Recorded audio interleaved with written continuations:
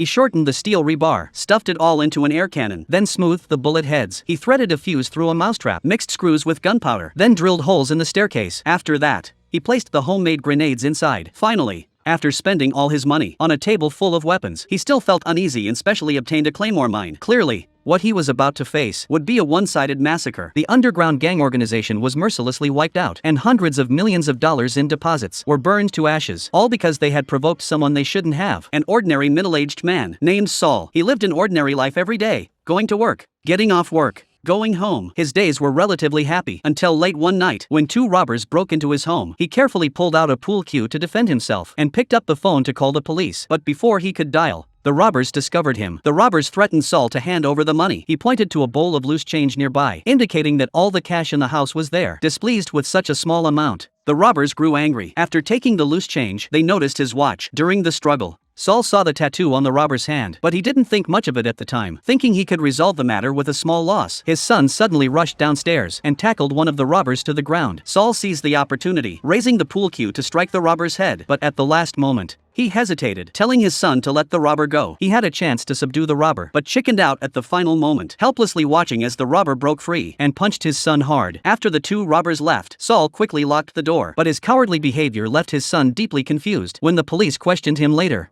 they were full of mockery. Even his wife began to doubt how she could have married such a weak man. The Saul family's ordeal soon spread throughout the town. Neighbors and colleagues sneered at him, and his son openly complained, saying he was incapable of protecting his family. Fortunately, Saul's daughter still clung to her father as usual, until one day, when Saul returned home from work, the girl said her cat-themed bracelet was missing. It used to be in the change bowl. It must have been taken by the robbers. Originally, it was a minor matter, but Saul, already filled with pent-up anger, slammed the door and left immediately. He went to the nursing home where his father lived, put on his father's still stylish jacket, took his FBI emblazoned badge, a stack of cash, and a revolver. Then he visited tattoo shops one by one, searching for that bird-like tattoo. He asked shop after shop, but the owner of one shop seemed unusual. A veteran nearby had a sharp eye. With one glance, he recognized that Saul's badge was expired and pointed out that the photo wasn't of Saul. Hearing this, the owner took off his glasses, put on brass knuckles, and prepared to teach him a lesson. Seeing several men closing in, Saul had no choice but to take out cash, explaining that he just wanted to pay someone to find a person. However, this casual action accidentally revealed the tattoo on his wrist. The veteran, seeing his poker-themed tattoo, instantly changed his attitude toward Saul, treating him with reverence.